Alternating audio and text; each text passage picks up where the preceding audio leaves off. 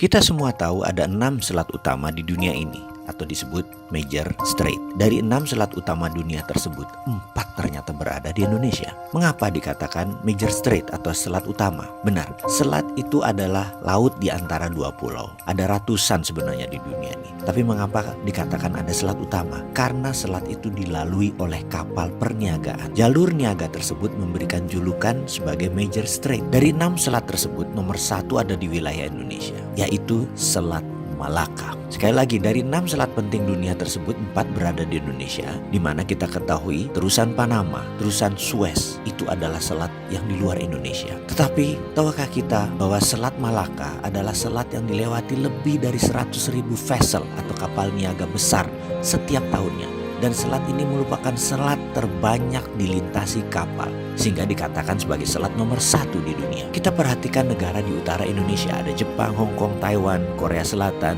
Cina, di mana semuanya adalah negara produsen besar di dunia.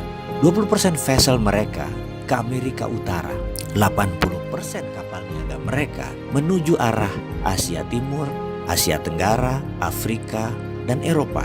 Dan semuanya melalui selat di Indonesia. Bahkan ada 18 juta barel per hari kebutuhan BBM negara utara Indonesia tersebut, di mana 80%-nya disediakan oleh Selat Hormuz, juga melalui Selat Malaka. Australia kalau mengirim barang ke negara utara Indonesia tersebut pasti melewati Selat Lombok dan Selat Makassar. Lalu Indonesia dapat apa sih sebenarnya? Jujur, Indonesia tidak dapat apa-apa dari laut yang dipakai tersebut, dari selat yang dipakai tersebut, tidak dapat apa-apa. Oke, itu masa lalu. Kalau ke depan bagaimana? Bagaimana kalau kita kendalikan selat itu sebagai aset bangsa? Peraturan internasional tidak ada yang mengatur negara archipelago seperti wilayah Indonesia, seperti wilayah negara-negara Pasifik Selatan. Kita peraturan internasional itu selalu mengacu pada aturan kontinental atau daratan. Kita harus ubah wilayah laut selat Indonesia sebagai wilayah Indonesia, dan Indonesia memutuskan misalnya menutup laut tersebut. Apa yang terjadi? Dunia bisa geger. Australia lewat Papua Nugini kalau mau kirim barang ke utara. 4 negara utara Indonesia,